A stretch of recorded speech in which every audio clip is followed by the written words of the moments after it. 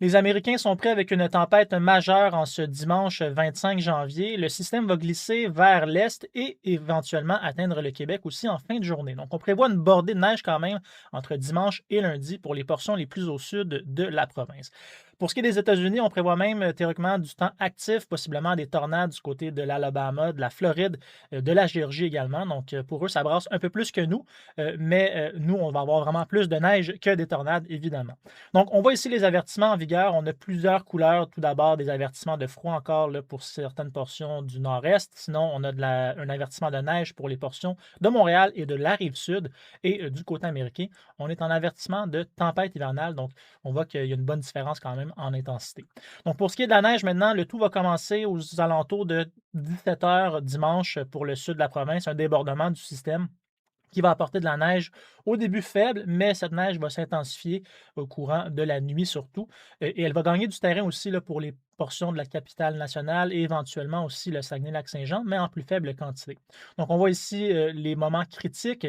Bon, pour Montréal, ça va commencer, comme j'ai dit, de manière un peu plus faible. Ça va s'intensifier peu après 20 heures et par la suite, on prévoit des conditions de poudrerie tout au long de la nuit. Donc, heureusement, c'est un système qui va se dérouler quand même au courant de la nuit et non pas directement à l'heure de pointe, mais les effets vont quand même se faire sentir lundi en matinée.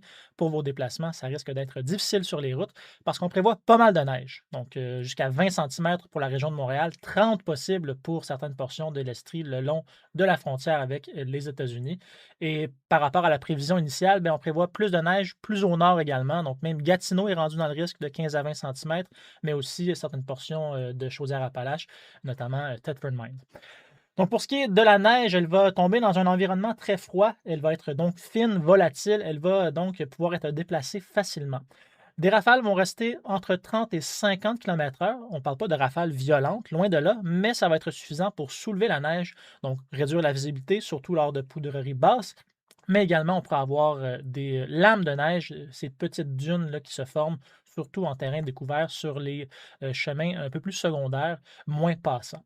Donc, la neige, comme j'ai dit, va être fine parce que ben, quand on a des températures froides, généralement, pour une même quantité d'eau, ben, la neige est très sèche. Et justement, c'est ce qui est prévu là, pour l'aborder de dimanche à lundi. Donc, on voit ici que généralement, entre 1 degré et moins 10, on peut avoir de bonnes différences au niveau des accumulations. Et là, quand la neige va tomber dans des températures de moins 15 à moins 20 degrés, ben, on peut s'attendre à ce que celle-ci se ramasse facilement au sol et réduise également la visibilité. Donc, les effets à prévoir, donc, possiblement des fermetures d'établissements scolaires lundi matin pour la grande région de Montréal, c'est possible.